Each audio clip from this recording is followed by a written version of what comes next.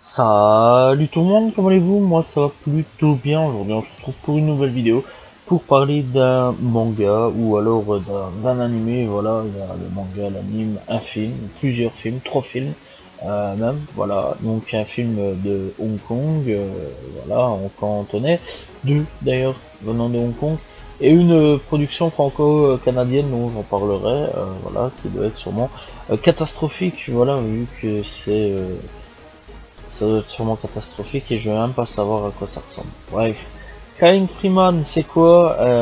Eh bien, c'est une série de manga japonais, tout simplement, écrit par Kazuyo Koike, ou Koiki, je sais pas comment ça s'écrit, voilà, enfin, je sais pas comment ça se dit plutôt. Et donc, c'est illustré aussi par Roichi Igekami, donc voilà, en gros, c'est le dessinateur pour Roichi et Kazuo, c'est le scénariste. Voilà, tout simplement. Rien de plus simple. Bref, Crying Freeman suit un assassin japonais hypnotisé et entraîné par la mafia chinoise appelée les 108 dragons, tout simplement. Voilà, faut savoir que dans l'anime c'est un truc assez important. Tout simplement, c'est une organisation mafieuse sur lequel eh bien, on suivra un petit peu les aventures de ce gentil personnage. Voilà, tout simplement, et donc il a été enlevé pour lui servir d'agent et recouvert d'un vaste complet et complexe tatouage de dragon sur son dos, torse, donc voilà. C'est un tueur calme et compliqué, voilà, tout simplement. Freeman verse par réflexe des larmes après chaque meurtre en signe de regret, tout simplement, voilà, parce qu'il regrette chaque meurtre et donc à chaque fois il pleure comme un enfant. Bref, c'est assez particulier quand même comme truc. Le manga a été initialement publié plutôt en série par Shakugan, tout simplement Shagakugan, voilà, tout simplement dans son magazine Big Comic Spirits de 1986 à 1988. Il a été publié pour la première fois en Amérique du Nord par Viz Media sous forme de bande dessinée et Viz a ensuite republié tout simplement la série sous forme de roman graphique en deux versions, un ensemble initial de des volumes plus longs qui combinait les volumes initiaux surnommés Collection Parfaite de 2006 à 2007. Le manga a été réédité par Dark House Comics tout simplement en 5 volumes et l'histoire a été adaptée en anime OAV tout simplement par la Toei Animation, sorti de 1988 à 1994. Cry Freeman a également été adapté en 3 films tout simplement. Donc encore une fois, a été adapté en film deux fois tout simplement à Hong Kong en cantonais. Voilà, donc il y a 2 films et de Hong Kong et une production franco-canadienne en anglais. Ben, je vais pas juger le film, les 3 films, voilà. J'ai regardé 2-3 extraits, voilà, ça a pas l'air très ouf. Après, je sais pas vraiment si c'est bien ou pas ok. Donc, je vais pas juger à ce niveau-là. Ça tombe, c'est peut-être super génial comme film, hein, voilà, mais donc, on n'est pas là de toute façon pour juger le film, tout simplement. Bref, il faut savoir que les trucs, enfin les tomes, sont trouvables en 10 volumes, voilà, juste 10, tout simplement disponibles. J'ai vu sur Amazon, il y a moyen de les trouver, voilà. Tout simplement, donc n'hésitez pas à aller checker. Après, je sais pas si c'est en français ou si c'est en japonais, donc voilà, c'est assez compliqué comme truc. Voilà, je sais que c'est sorti encore une fois chez Dark House Comics, voilà, d'ailleurs très bon éditeur de comics, n'hésitez pas à aller checker leurs comics d'ailleurs. Bref, donc je sais pas vraiment si encore une fois on s'est trouvé en 5 ou en 10 exemplaires, c'est vraiment à voir, mais chez nous ça dépend, en fait, ça marqué 10, 9 ou 5 volumes, c'est ça qui est assez étrange, donc voilà, bref. Donc, on va suivre, eh bien, histoire de Yo Inomura, tout simplement, un potier japonais entre en possession d'un film en montrant un assassinat par un agent des 108 dragons, une puissante mafia chinoise cherchant son retour et le kidnappe tout simplement soumis à une hypnose forcée. Yo subit un lavage de cerveau pour agir comme le principal assassin des 108 dragons, mais cruellement est autorisé à se souvenir de son passé innocent au moment où il tue, versant une larme inconsciemment tout simplement à chaque fois qu'il le fait. En conséquence, il reçoit le nom de code de Cry Freeman tout simplement. L'un de ces meurtres est vu par Imoino tout simplement une artiste japonaise solidaire et donc dans le truc c'est marqué magnifique. Après c'est chacun son truc, voilà. Mais bon, moi j'ai pas la kiff sur les dessins.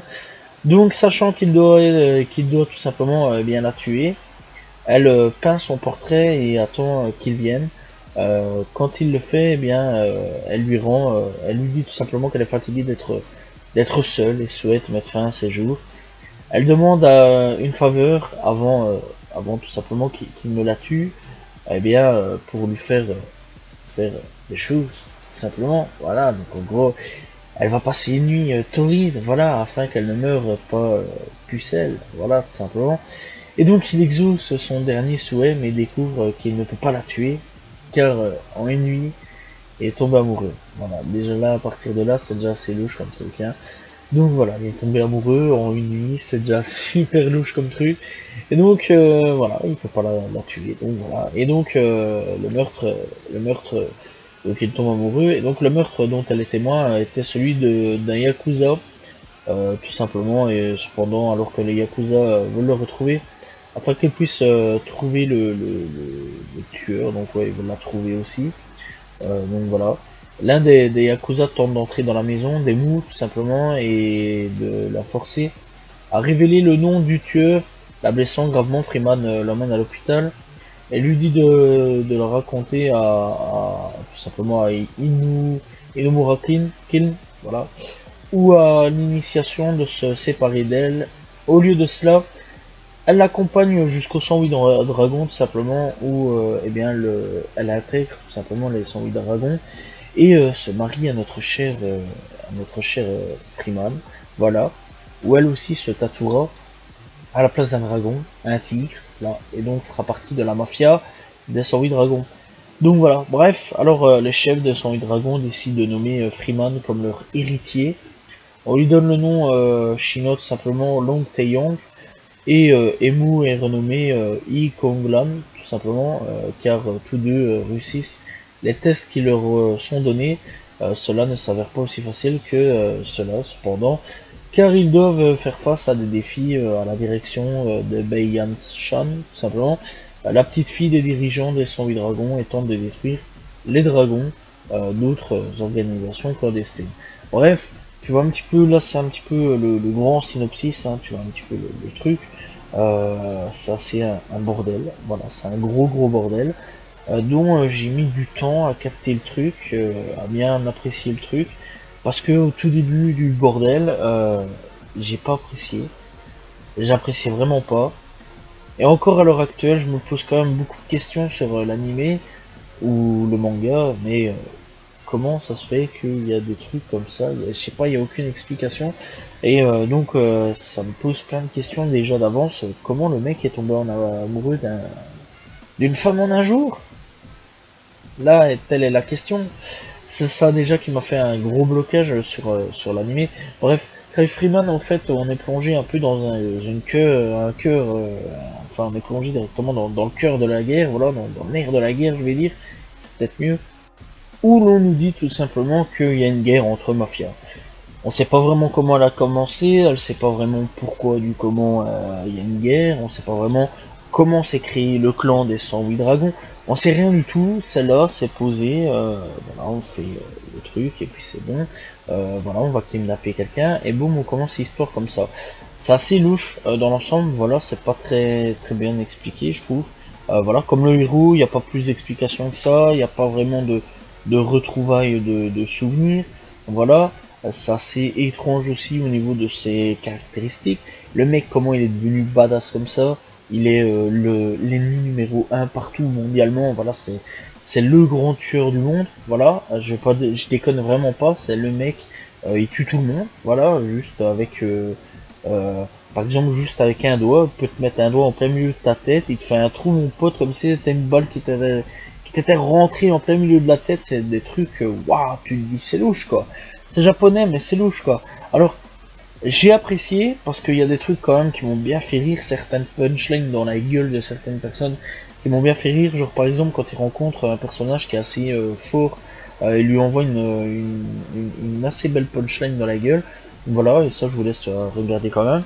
Voilà, il y a aussi un truc qui me perturbe dans l'animé, c'est que à chaque fois, à chaque combat, c'est pas l'alarme le problème, c'est le fait qu'ils se foutent à poil. Je comprends pas trop le délire de bon, on va se battre, j'enlève mon t-shirt, bon ok tu peux l'enlever, j'enlève mon pantalon et après voilà quoi, j'enlève le slip, voilà, dans le genre quoi, le mec est systématiquement à poil, dans tous ses combats, il est à poil, voilà, c'est louche, mais je déconne vraiment pas.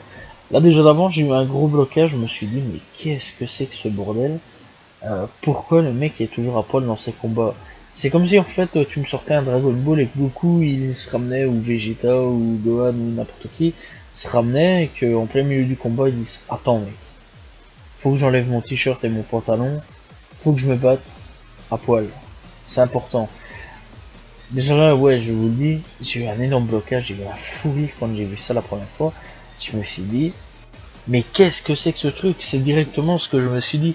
Vous savez, je pense que au fur et à mesure du temps, vous avez sûrement déjà capté au niveau des vidéos, surtout au niveau des mangas que je vous présente, j'ai déjà regardé des trucs louches quand même. J'en ai déjà regardé pas mal dans ma vie.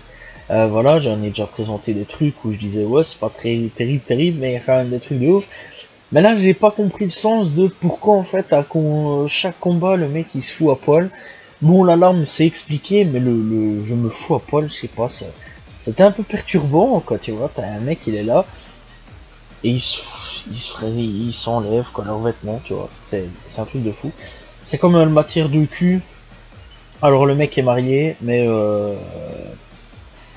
bon voilà quoi, hein, il va tremper un peu Miss Touquette un peu partout où il peut aller la tremper, voilà. Hein, donc Popol fait le travail un peu partout, voilà. Donc Popol est un soldat vaillant.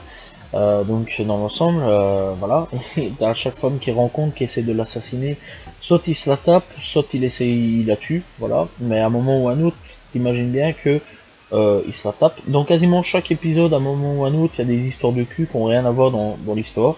Voilà, je sais pas pourquoi c'est là, j'ai pas vraiment compris le pourquoi du comment. Voilà, dans l'ensemble, ça pète un peu l'histoire, quoi. On suit une histoire, voilà, et à un moment, elle le regarde et lui dit, fais-moi l'amour. Donc lui il répond quoi? Ok. Qu'est-ce que tu veux dire face à ça? Voilà, le mec, je déconne pas, hein, comme ça c'est vraiment fais-moi l'amour, voilà, j'ai envie que tu me fasses l'amour, et c'est ok, voilà, c'est un peu perturbant, tu vois, quand je parle de ça, parce que d'habitude je parle pas vraiment de ce genre de trucs sur la chaîne, tu vois, je suis plus dans le style shonen, tout ça, parce que j'essaie toujours de garder un petit truc, tu vois, tranquillou, mais là, bon, je grandis, c'est logique, je commence à aller garder d'autres choses. Tu vois, j'ai quand même un grand âge aujourd'hui. Je déconne, mais bon, j'ai quand même 24 ans, mais bon, dans l'ensemble, voilà, j'essaie quand même de suivre un petit peu certaines choses. Voilà, mais franchement, ouais, je me suis dit, il y a beaucoup de choses quand même que je me suis dit, c'est pourquoi à un moment ou à un autre, il va la tartiner, alors que ça a aucun rapport avec le truc, c'est une guerre, ça se fout sur la gueule, ça va coucher à droite à gauche, ça va se taper l'ennemi, ça va se taper la cliente du supermarché, ça va se taper la vieille gérante du supermarché. Ça c'est un exemple, ça je préviens. Mais franchement voilà quoi, c'est à peu près ça. Après dans l'ensemble, le truc est pas dégueulasse, hein, voilà, les musiques sont pas dégueulasses, l'animation est pas dégueulasse, l'histoire dans chaque épisode est pas dégueulasse, voilà, c'est toujours une histoire à peu près différente, juste que c'est une guerre de clans et que l'ennemi principal c'est Freeman tout simplement, voilà, de tous les méchants, voilà, tous les méchants veulent tabasser Freeman et veulent aussi kidnapper la copine, voilà, la copine, donc j'en ai parlé un petit peu plus tôt, voilà, parce que bah, vu que c'est une personne importante pour Freeman, faut lui foutre sur la gueule quoi, quelque part, hein. Voilà, c'est un dommage collatéral. Là aussi j'ai pas compris le délire, c'est qu'à la base il est là pour la tuer, en une nuit il tombe amoureux, et j'ai pas compris d'où c'est venu, mais nique sa mère c'est le scénario, voilà, c'est tout ce que j'ai trouvé comme truc à dire. Après dans l'ensemble, je conseille pas à tout le monde, voilà, vraiment pas, loin de là, parce qu'il y a du meurtre, il y a du sexe, voilà, il y a de la violence, il y a vraiment, quand je dis violence, c'est vraiment pas des conneries, voilà, il y a plein de trucs, un bon mélange de cocktails, voilà, que si tu fous ça sur un jeu vidéo, Peggy 18, il y est direct, voilà, donc dans l'ensemble, je déconseille fortement de regarder ça aux enfants, de faire regarder ça aux enfants, Quand je dis ça, je déconne vraiment pas, parce que c'est vraiment très très violent. Il y a des scènes, franchement, tu te poses quand même des questions, voilà, où tu te dis, waouh, c'est quand même chaud, c'est bien, c'est chaud, j'aime bien. Voilà, il y a des scènes de combat où j'aimais bien. Voilà, donc dans l'ensemble, il n'y a pas tout acheté, je préviens quand même. C'est juste qu'il y a deux trois trucs ou deux trois scénarios où c'était vite ficelé à l'arrache. Voilà, dans l'ensemble, c'est pas si mal que ça. Voilà, j'ai connu mieux, j'ai connu vraiment mieux. Donc voilà, dans l'ensemble, je préfère encore me regarder aujourd'hui un Full Metal Alchemist. J'allais dire Jacket, mais ça c'est fait, mais un Full Metal Alchemist que aujourd'hui Cry Freeman. Voilà, peut-être que dans quelques années, quand j'aurai une trentaine d'années, j'irai me le retaper, voilà, voir un petit peu ce que ça peut donner. Voilà, j'ai été lire aussi un petit peu le style manga Cry Freeman, qui n'est pas dégueulasse, soit dit en passant. Je vous conseille vraiment d'aller lire un petit peu ça. Je pense que la lecture se passera beaucoup mieux. Voilà, et franchement niveau dessin, on peut en parler. Niveau dessin, c'est un peu vieillot, ça je préviens tout de suite. Ça se voit que c'est vieillot, hein, c'est vraiment dans le style des années 80, 90, 70, quoi, je vais dire. C'est assez vieillot, mais franchement, il y a des beaux trucs, il y a des beaux dessins, ça vaut la peine d'être vu, ça vaut la peine d'être regardé. Voilà, et encore une fois, ça aussi, ce n'est pas à faire lire à des enfants, parce qu'on voit des parties génitales à ce moment-là, vu que pour l'animé, c'est un peu plus flouté. On voit des scènes de cul, voilà, je vais pas aller trop de chemin. Clairement, voilà, où l'animé c'est un peu plus flouté, malgré que je dis ça entre des guillemets, on voit des gros trucs bien dégueulasses, tu vois, style des meurtres, voilà, des grosses scènes de cul bien hardcore sur le manga, que sur l'animé il n'y a pas vraiment, voilà, donc voilà, tout simplement. Bref, encore une fois, n'hésitez pas à les checker par vous-même, je préviens, c'est assez hard à trouver pour ma part, j'ai eu assez difficile à trouver l'animé. C'est parce qu'un jour j'étais tombé dessus sur un petit truc de streaming. Voilà, on va pas dire comment. Mais enfin bref, donc voilà, et clairement, ouais, j'avais bien apprécié le concept, je m'étais dit, je regarderai. Donc j'avais pas tout complet, donc là-dessus j'ai dû un peu fouiner, voir un petit peu sur d'autres sites, voilà, tout simplement, et que j'ai eu assez difficile à trouver. Voilà, alors je sais pas s'il est disponible sur des sites tels que Crunchyroll ou autres. N'hésitez pas à checker, voilà, n'hésitez pas à regarder, je sais pas du tout s'ils sont disponibles sur des sites légaux, voilà, mais n'hésitez pas en tout cas à les checker, mais encore une fois, ne regardez absolument pas ça avec vos enfants, c'est hyper important, ou ne lisez pas ça avec votre enfant, ça aussi c'est très important, parce que franchement il y a des scènes vraiment très très hard quand même au niveau du cul, voilà, je peux aller par quatre chemins au niveau du cul, du meurtre, de chick, de tchad, voilà, ça va très très loin là-dessus. Bref, personnellement, je vous conseille encore une fois d'aller lire le manga et de regarder l'animé. Malgré qu'encore une fois, il y a deux trois détails qui sont un peu perturbants en mode on s'en fout, c'est le scénario et puis c'est tout. Donc voilà, bref, j'espère que vous avez apprécié la vidéo, n'hésitez pas à vous abonner, liker, commenter, partager. Je réponds très prochainement, non, je reviens très prochainement plutôt pour une nouvelle vidéo. Salut tout le monde, ciao ciao.